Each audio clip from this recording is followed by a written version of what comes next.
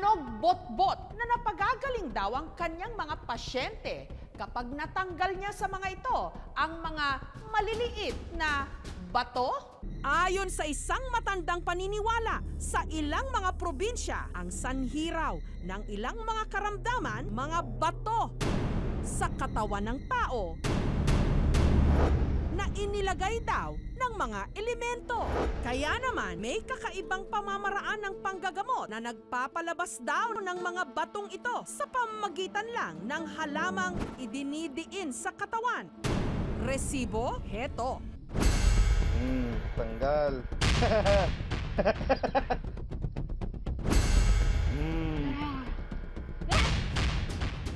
Parang magic.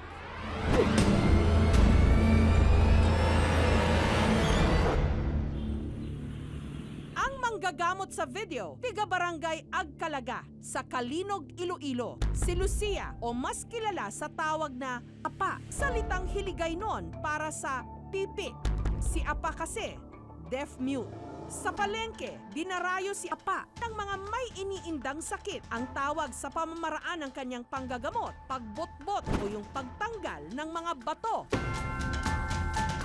Ituturo lang ng pasyente ang bahagi ng katawan na masakit at saka ito dinidiinan ni Apa ng damong tinatawag na plagtiki. Ilang sandali lang, may lumabas ngang bato. Pabot-butan ko, naka-okay naman siya. Senyales din daw ito na wala na ang sakit o karamdaman. Ang binatilyong ito nagpabot-bot ng kanyang mga sugatang tuhod. Ang batong lumabas, hinihinalang galing sa kanyang sugat na biglang dumugo. Gin bulana ka bato, nakita ko gin nga nagdugo gani ana nga samad sa tuhod. Pero paano nagkaroon ng ganitong kapangyarihan si Apa? Sa kanyang kwento, pinapanood lang daw niya noon ang kilalang magbubutbot sa kanilang lugar. Pag bata na ko no ma'am, amo lang gito ginhalinan nga ginbutbutan na may pilas ang bata na amo dang narantog nga na manugbutbot. Mula nung siya'y natutong magbutbot, si Apa na ang naging takbuhan ng mga may sakit. Meron nga ginbutbutan na ang taga Pandan Lambunaw, mama hindi ko bangon. Daw ginpaindingan ka doktor nga kanser sa tulan. Tinaubos to ko ang tanan na nga anos balay nanda ginprinda na den. Way man kuno nag-ayad. Adto mismo kag magpabutbot kay nanay. Ti amo tong nag-ayad na. Di duro do nagadto diya. Sa Banwa Kalinog kun Martes o kun Domingo sa Lambunaw gid kami kada mo may tuya duro man tanan nagapabutbot kun Domingo. Yeah. Gintaot nimo. Yeah. Tumatanggap din siya ng mga pasyente sa kanyang bahay. Way man ta nagasukot. Kung mag-order sana nga mag-adto kami tuya ginasukot gid man namon da mama. Ti syempre sa ruya-ruya lagid man namon kag sa pliti namok motor. Inasukot namo sandak da ako sa Halambunaw tag 50 mambual namok bato isa. Isa sa mga nagpatingin sa kanya ang lalaking ito na nakuhanan daw ng bato sa ilong. Apat na ron. Di apat. Direkta ko na sa hospital. Nga pa-check up. Trangkaso. Tanggal.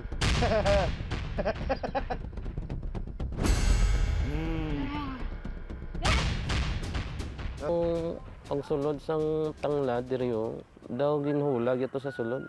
Tapos, pagbuklas siya, batyagan mo gid nga may nagasunod nga matigas sa sulod. Kibot ko ma'am nga nahulog ang bato. Kibot lang ko nagatunog pang bato. Sang gabi, mayo na tulog ko mo. Ngunit hindi lang daw bato ang nakukuha ni Apa sa katawan, kundi pati barya. Masakit yung dito ko, yung liig ko. Kasi pag gumanito ako, ganito lang lang talaga. Sabi ng doktor, ganun pa rin, medication. Talagang hindi gumaling. Pero nang dinala ko doon kay Apa, nagpabutbot ako. Isang pahid lang, parang magic eh. Yun lumabas, yung old coins na talagang Melchor Aquino. Yung, sabi niya, igalaw ko daw yung, yung ulo ko. Ginanito ko. Nawala. So doon ako naniniwala. Totoo pala yung butbot. Ang mga sakit lang daw na pwedeng ipabutbot, mga bukol o pananakit ng katawan na kagagawan daw ng mga elemento na tinatawag nilang taglugar o yung mga tigaroon. Ta ko masalapay na tasanda. ginapasukan na kita. Ang damong plagtiki, binubunot lang niya sa gilid ng kanilang bahay. Itinatali niya. Saka siya sumubo ng pangmama o nganga na pinagsama-samang dahon ng buyo, tabako, apog at bunga ng isang halaman. Sunod niyang nilawayan ang dulo ng mga damo na gagamitin niya sa pagbutbot. Ang batang ito, nagpabutbot ng kanyang napilay na braso. Masakit dang nabari da kato, pagin pa x-ray ko da kagin ano sa doktor. Buhay manabari, ti kung siyang dumasakit gyapon ta na. Dumduman ko mataka kag babot-butan.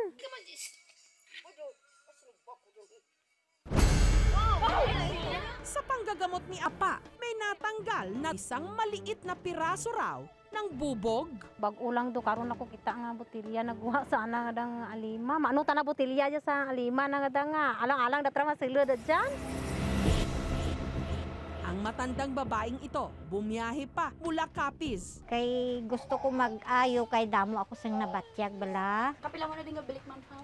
3 times na. Akong mga tial bala, kung kisa daw may pamatyag ko, may mga bato nga. Pagkatapos dire, nag-aalay gin man dire ko sa likod.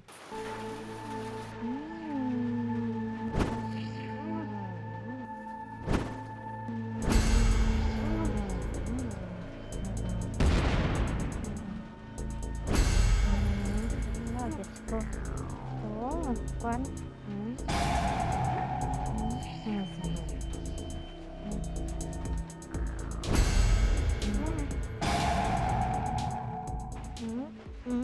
Tatlong bato raw ang lumabas sa kanyang paa.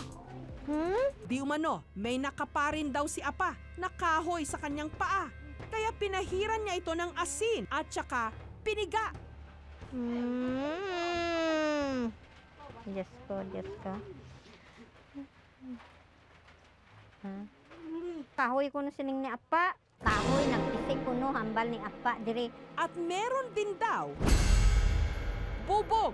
Botilya. Ang botilya subong first time, bato lang tong una. Para patunayan na walang halong daya ang kanyang panggagamot, ipinakita ni Apa na walang laman ang kanyang mga kamay at wala ring nakahalong bato sa kanyang nginunguya. Ano ba todo?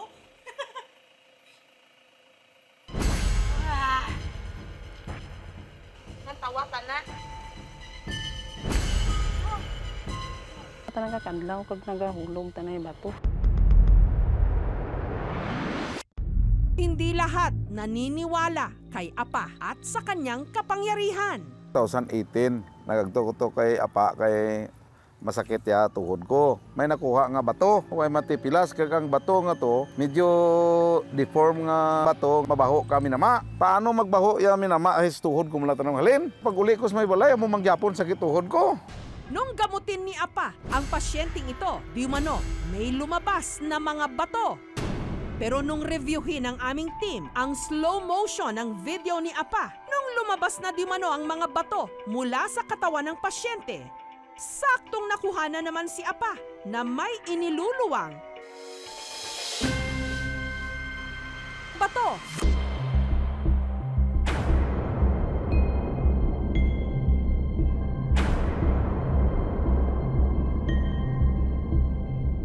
Duro-duro nga tao, mga ginabulong na ma'am. Ano naladak pang telon sa baba na kung sa baba na gid mag-agi. Di da sanda mag-arayad kung daya da dayab na mama. Magmama da nga dara bato kini magrinagumo das baba na. Hay kun pagkontor da ya pagya ginahimo na. Hindi dadang mga tao kana magpati. O kag daad naghanggo dadang balay na nagmansyon do may mga srakyan do kami. Pedang waay man ma'am, ginabuligan sanda dason daw ikaw pabla malain nga amok da. Kun amo da angad ang hindi nga paghugot nga pagtuo gid nanda ma'am nga paagi sa amok da. Hindi gid ikaw kada mag-ayad. Sa baba na da nga natabo nga mabutbot ma'am. Kun daya da taguon na da ma'am, nila pagpakita dang baba na di ba? Pay anang daw athag ta na. Dang pagbuat gid ka mahal nga Ginoo nga paagi sa baba na nga dayan mga ano nga maayad masanda sa kananda dum lang dat na ma'am ko hindi tanda magpati.